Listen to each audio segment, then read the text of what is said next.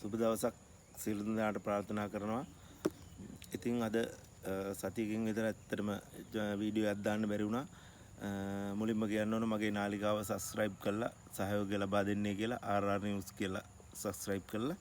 ඉතින් අද විශේෂයෙන්ම කතා කරන්න අද විශේෂයෙන්ම තව දෙයක් කියන්න ඕන මේ ගම් වතුර හානි සම්බන්ධව ඒ සියලු දෙනාට අපේ කනගාටුව අපි ප්‍රකාශ කරනවා මේ අවස්ථාවේදී. ඉතින් අද විශේෂයෙන්ම කතා කරන්න මේ උමනාව තියෙන්නේ මේ කටුවන ප්‍රාදේශීය සභාව සම්බන්ධව විශේෂ ගැටලුවක් තියෙනවා මේ දිනවල. ඇත්තටම කටුවන ප්‍රාදේශීය සභාව හම්බන්තොට දිස්ත්‍රික්කයේ තමයි කටුවන ප්‍රාදේශීය සභාව තියෙන්නේ. හම්බන්තොට දිස්ත්‍රික්කයේ මාතර දිස්ත්‍රික්කයට අල්ලපු ප්‍රාදේශීය සභාව තමයි කටුවන ප්‍රාදේශීය සභාව. ඉතින් ඒ ප්‍රාදේශීය සභාවේ පහුගිය කාලේ ගිය ආණ්ඩුව සමයේ ඒ කියන්නේ පොදුජන එක්සත් පෙරමුණ ඒ කියන්නේ මහින්ද මහත්තයාගේ ආණ්ඩුව කාලේ එක්තරා සභාපතිවරයෙක් පත් වෙලා එතුමන් මේ ප්‍රාදේශීය සභාව එතකොට ඇත්තටම පරණ ගොඩනැගිල්ලක් තිබුණේ මෙතනින් මේ ගොඩනැගිල්ල මේකට සුදුසු නැහැ කියලා ප්‍රාදේශීය සභාව කාර්යාලයේ මිද්දනිය කියන නගරයට ගෙනිච්චා. ඒ කියන්නේ මිද්දනිය කියන්නේ එතන තියෙන්නේ උපකාර්යාලය. එතෙන්ට ගෙනිච්ච මේක ගොඩනැගිල්ල හදන්න ඕන කියලා. ඉතින් ගොඩනැගිල්ල හදන්න ඕන කියලා ගෙනිහිල්ලා ඒකටත් ලොකු මේකක් වුණා. එතනම ඉස්කෝලේ තියෙන ඉස්කෝලෙත් ගොඩනැගිල්ල කඩලා මේ වෙලාව කොහොම හරි අන්තිමට ඒකගේ ගොඩනැගිල්ල හදාගන්න බැරි වුණා. ඊට පස්සේ සභාපතිතුමත් අකාලේ මේ ජීවිතක්ෂරපත් වුණා මේ ඒ අතරතුරේ. ඉතින් කොහොම හරි ඊට පස්සේ එහෙම තිබිලා ප්‍රාදේශීය සභා දෙකක් තුනක් විතර තිබුණා. ඒ වයිදී මේ වැඩේ සිද්ධ වුණෙත් නැහැ. ඉතින් ඊට පස්සේ ප්‍රාදේශීය සභාව නැතුවත් කාලයක් තිබුණා. කොහොම හරි දැන් අවුරුදු මේ ප්‍රාදේශීය සභාව මිද්දෙනියට ගෙනලා අවුරුදු 10කටත් වඩා වැඩි. ඉතින් අපිට දැන් ඊට පස්සේ තමයි මේ වර්තමාන මේ අපේ මොකද්ද මාලිමාව ආණ්ඩුව ඇවිල්ලා තියෙන්නේ.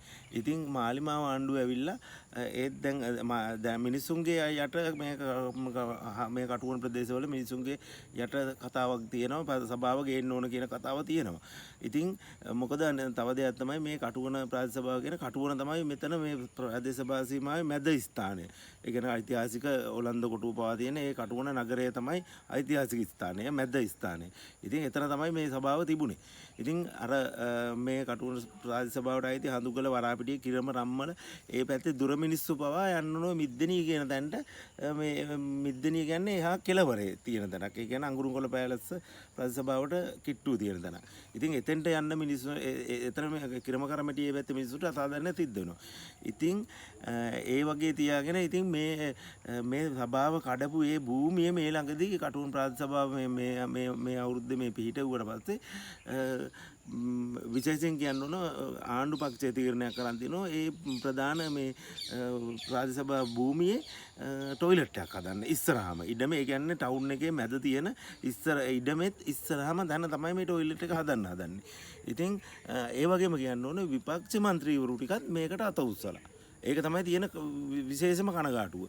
මොකද විපක්ෂ කාර්යභාරය කරලා නැහැ. ඉතින් විපක්ෂෙත් එකතු වෙලා අත උස්සලා දෙගොල්ල මේකම ඔක්කොම එකතු වෙලා උස්සලා අත උස්සලා මේක යෝජනා කරලා අනුමත කරගෙන টয়ලට් එකක් හදන්න හදනවා. දැනට මූලික අඩිතාලම් දානවා. ඉතින් ඒ නිසා ඒවට දැන් මේ අවස්ථාව දැනට මේ දිනවල විරෝධයක් ඇති වෙලා දැන් මිනිසුන්ගේ විතාල මේකක් තියෙනවා. මිනිසුන්ගේ කුකුසක් දැන් මේකම එළියට පත්තු වෙලා තියෙන්නේ මේකට විරෝධතාවය. මොකද টয়ලට් එකක් හදනවා නම් ඔය කටුවන ප්‍රාදේශ සභාවේ ඔය කටුවනගේ මහජන පොළ පරණ පොළ තියෙනවා. එතන තියෙන টয়ලට් එකක් මේ හදලා අලුත් පොළේ තියෙන টয়ලට් එකක් ඒ දෙපළම ඇත්තටම ඒ දෙක පිරිසිදු කරලා ගන්න පුළුවන්. මෑදක හදපු টয়ලට් දෙකක් තියෙන්නේ.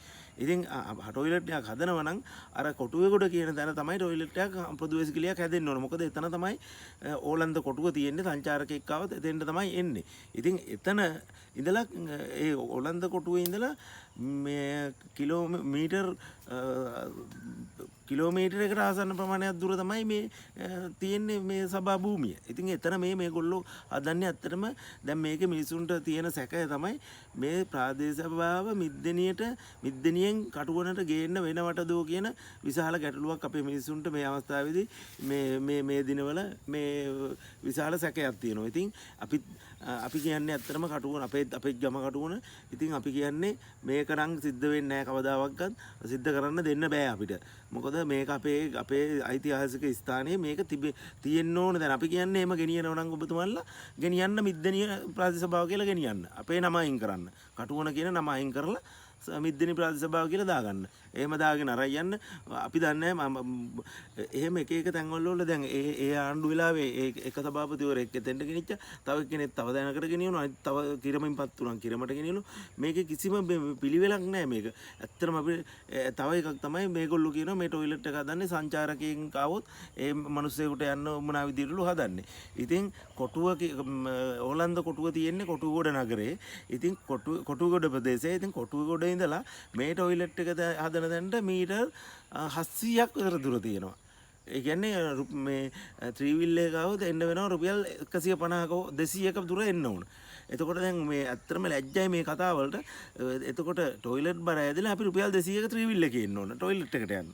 ටුවරිස් හරි මොකා හරි টয়ලට් බර හැදිච්ච මිනිහා රුපියල් 200ක දුර එන්න ඕන ත්‍රිවිල් එකේ. ඉතින් මේ ඇත්තටම විහිළුවක් මේක.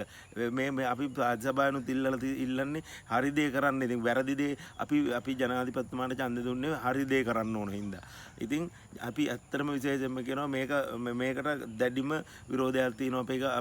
අපි මුළු ගමම මේකට විරෝධයක් තියෙනවා. ඉතින් ඒ නිසා මේක කරන්න එපා මෙතන. මේක කරන්නේ අනිවාර්යයෙන්ම සභාව ගේන්න වෙනවට තමයි මේගොල්ලෝ මේක කරන්න හදන්නේ. ඉතින් අනිත් එක තමයි කියන්න ඕනේ දේශපාලන මොකක්වත් මෙතන මේ තමයි එක කට්ටිය එක විදිහට එක කෝණ වලින් බලනවා එක කෝණ වලින් බලනවා. ඒගොල්ලන්ට කියන්නේ මේක දේශපාලනයක් නෙවෙයි අනිවාර්යයෙන්ම මේක සභාව සම්බන්ධව අපේ ගමේ තිබිච්ච සභාව සම්බන්ධව තමයි මේ ගැටලු. මේක දේශපාලනයක් කොහොමවත් නැහැ. ඉතින් ජනාධිපතිතුමාට කියන්නේ අනිවාර්යයෙන් මේ ගැටලු විසඳලා දෙන්න. මේක මේගොල්ලෝ මේ ප්‍රතිසභාවේ දැන් ආණ්ඩු පක්ෂයේ മന്ത്രി උඩුකත් මේක අහන්නේ නැහැ. ඒගොල්ලොත් නිකන් උද්දච්චකමට තමයි මේ කටයුතු කරන්නේ. එහෙම කරන්න එපා. මොකද ජනාධිපතිතුමා තමයි අපහසුතාවයටපත් වෙන්නේ. අපි ජනාධිපතිතුමාට මේ දැනට තිබිච්ච ආණ්ඩුව වලට වඩා මේ ආණ්ඩුව ජනාධිපතිතුමාගේ වැඩපිළිවෙල අපිට පොඩි පැහැදිලිකමක් තියෙනවා. ඒ නිසා තමයි මේ කියන්නේ ජනාධිපතිතුමනි මේක අනිවාර්යයෙන්ම විසඳලා දෙන්න අපිට. අපි අනිවාර්යයෙන්ම මේකට අපිට කරන්න පුළුවන් විරෝධතාවයන් අපිට දක්වන්න වෙනවා. ඉතින් ඒ ටික තමයි කියන්න තියෙන්නේ. මගේ නාලිකාව සබ්ස්ක්‍රයිබ් කරලා මට සහයෝගයක් ලබා දෙන්න කියලා ඉල්ලමින් සමුගන්නවා. සියලු දෙනාටම ස්තුතියි. සුබ දවසක්.